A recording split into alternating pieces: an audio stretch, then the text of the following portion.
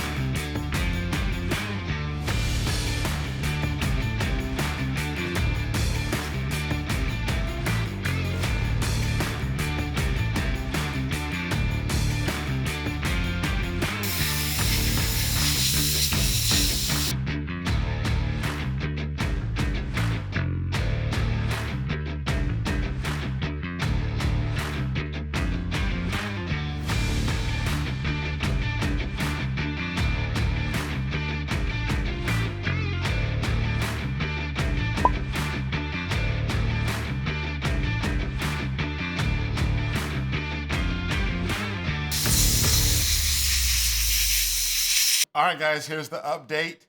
So please excuse the loud noise. I'm gonna try to fix it in post, but I have the rest of the Mr. Terrific exoskeleton on the printer right now. Hopefully that'll be finished soon so we can get through to Dragon. So right now I just finished resin printing the actual mask that I'm gonna use as the main base for the mold. I also have the chin piece, and I tried to FDM print the T-Sphere, but I did not like the way it came out, so I just went ahead and resin printed that too. So I have all the pieces. Here's the main top piece. Here's the bottom side pieces, as well as the bottom and the bottom casing. Also, I don't know why they printed it in so many pieces. Maybe they just want it to be animatronic so it can move, but also the center pieces. Now these came out great. I'm gonna have to do a little bit of light sanding on each piece just for the miniature layer lines that resin printing does do. And during the printing process of the mask, there was a hole in it. That happens sometimes if you don't have support placed there. It cannot like generate the print there. So I filled that in with some resin, a little bit of light sanding as well, and then we'll be ready to mold it. Now, I've never molded before, but I'm pretty excited and I think I can do it. So instead of playing music like I normally would, I wanted to describe in detail the process because can get very, very complicated. Right here is a FDM print. I printed a 3D model of my face. I wanted to apply something more close to my face rather than just trying to make the mold using the mask by itself.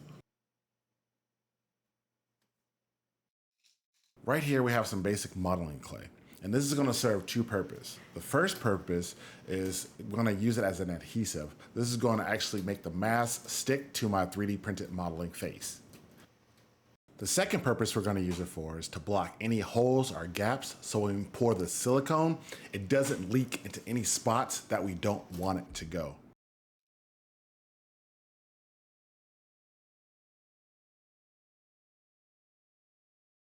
Once I was finished with the clay and I'm happy with the results, I'm going to apply some hot glue to the bottom of the 3D print and then attach it to this acrylic plate. Securing it with hot glue ensures that none of the silicone is going to seep underneath the 3D print. Using some more clay, I go ahead and make a perimeter around the face. That way the silicone doesn't pool around and just make a big mess, basically.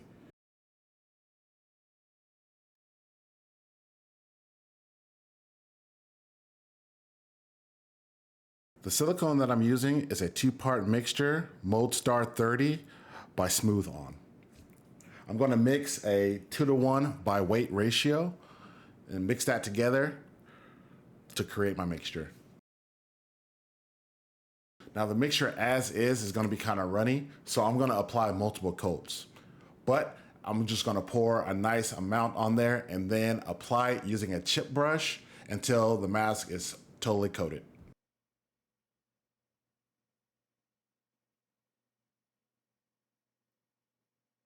Now this next part you don't have to do, but I highly advise it. I'm going to add some of that silicone to some molds so I can create what's called registers. At the end, I'm going to apply these registers, so every time I apply my mask, it always lines up the correct way. Here we're doing another coat, and again, I'm just going to apply with a chip brush to make sure the mask is fully coated.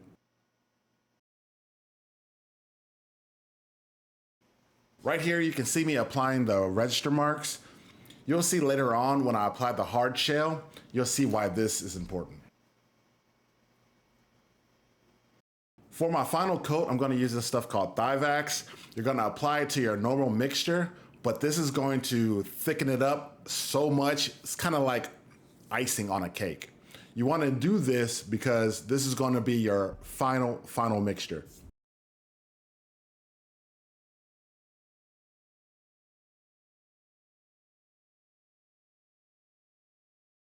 Yeah, you can see how it's going on, kind of like really thick icing. This is the consistency that you want when you apply your final coat. Okay, so now that I let the silicone harden all the way, now it's time to add the Plasti paste. So what's gonna happen is I'm gonna add this. This is gonna harden over my mold so that when I put the silicone inside the mold, it's going to keep that same strength every time I want to reuse it. So I have to apply this. We're going to get rid of this. We're not going to need this part anymore. And then we are going to cut the silicone part off and apply the Plasti paste. So after that, we're gonna let it cure overnight just like we did the silicone, and we should be good to go.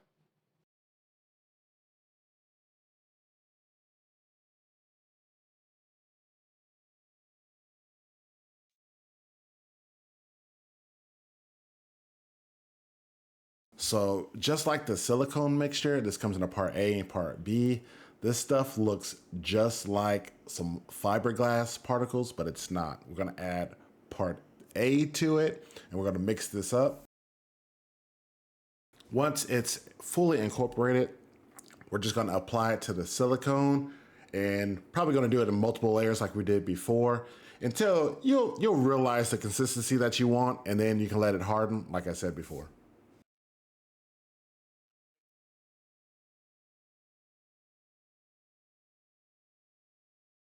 Okay, so here's the part that everybody's been waiting for. So I'm gonna remove the silicone mold from the hard shell and remove the silicone actually from the master that I made earlier. I'm super nervous, but we're about to see how it goes.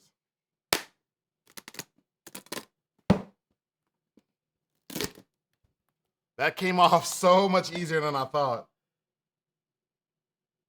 Here's the piece right here.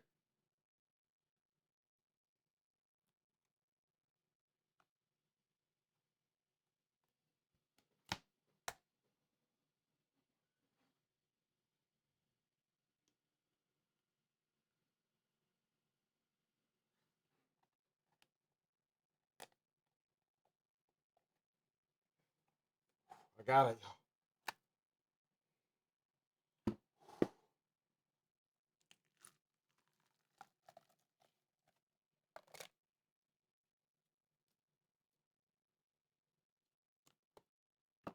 I can actually probably trim up some of these pieces, but there we go.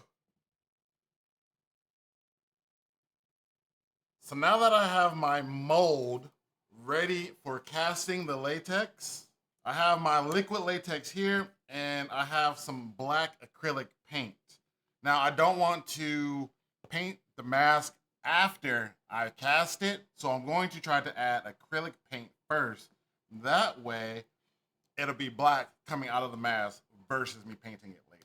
So what I have to do is Get some of this. I want to see how well it mixes in this little cup before I mix a bigger batch. Then I can add the latex to the mold, okay? Doing it with this method, I did not have success, but I kept it in the video. That way we can all learn from it.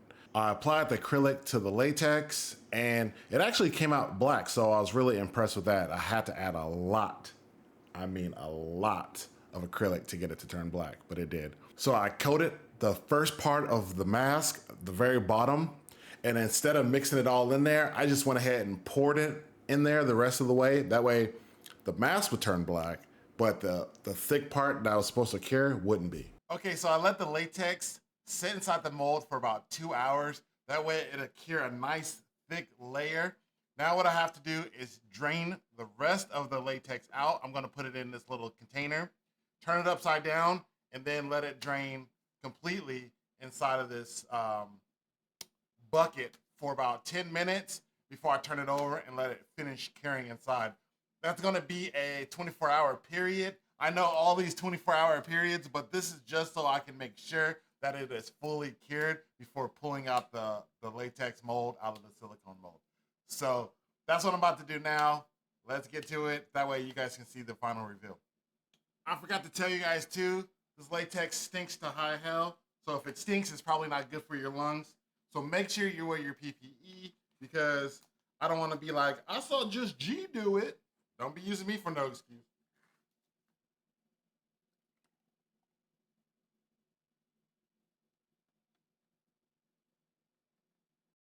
Here we are. It's time to pull the latex out of the mold.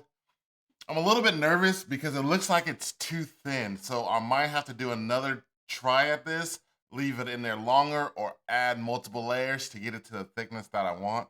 But let's pull it out of the mold to see what we have. Kind of nervous about it, not gonna lie.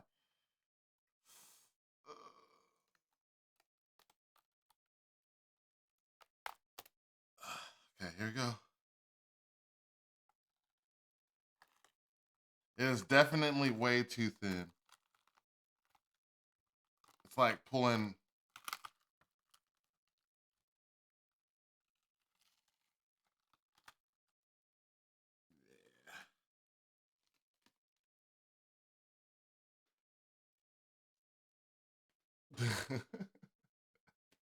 Okay, so funny story is the way I applied the latex last time completely didn't work. So we're gonna change up the strategy this time. I'm going to apply thin layers, let it cure, and then keep applying thin layers until I have the thickness of the mask that I want. Hopefully that works this time and we don't run into the same problems. Also, another thing, so I tried to apply some acrylic paint to my last mixture of latex, and I'm trying to do this fast because this stuff stinks. So what I'm going to try to do is I went to the store and got some black pigment ink, and I'm going to dye the latex with this ink, and then hopefully it makes it dark enough so I can have my mask be black. So here we go. Let's try this again. So going to the store and grabbing some of this black pigment worked out way better than using the acrylic. I didn't have to use as much acrylic paint. The dye worked a little bit better. I wish I got this on camera more, but I forgot to record it each time I had to do this. But once I started applying layers, I'll let it cure for about an hour, then I'll come back outside, then I'll apply another layer, and just repeated the process until I had enough layers where the mask was that thick. Like I said, I did not record that, but you can get the point. I just did this right here over and over again.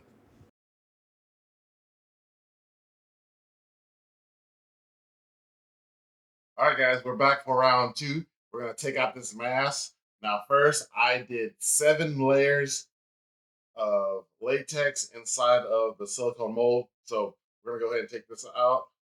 But before that, I want to make sure we're gonna apply some baby powder, which is basically cornstarch now during all the sewing. But we're gonna apply some baby powder inside. That way the mask doesn't stick to itself. I'm not gonna do a whole lot because I don't want to make a mess. Now, I'm gonna switch this around and then we're gonna dump it out. So like I said, I don't want the mask to stick to itself.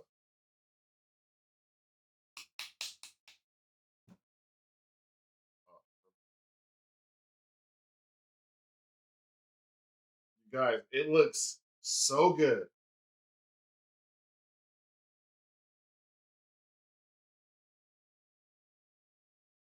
That's my face, y'all. That's my face.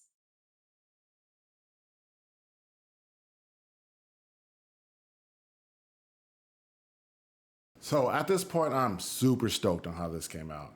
So I definitely made sure I took my time and cut out each part of the piece, the bottom and the top of the mask, cut out the eye holes, the nose holes, and man, it looks so good. I'm so happy right now.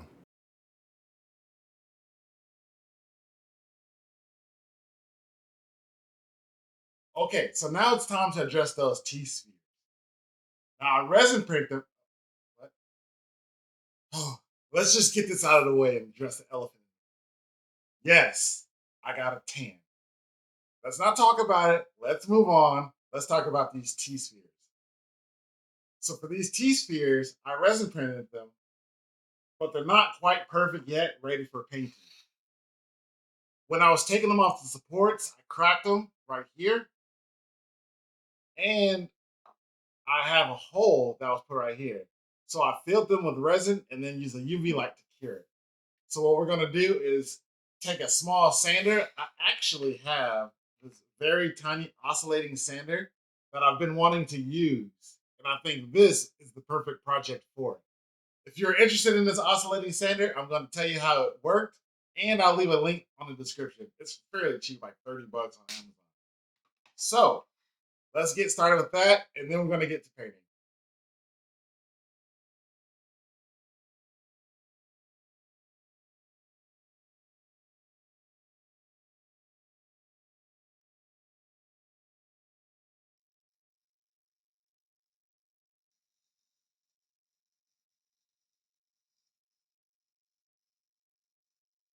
So that worked out quite well. I love how it came out. Now, the oscillating, this isn't very strong, and it feels like a toothbrush. Probably get the same response from a toothbrush, but it works for resin prints. I don't think it's going to work well with FDM or PLA or anything like that. But for resin, perfect.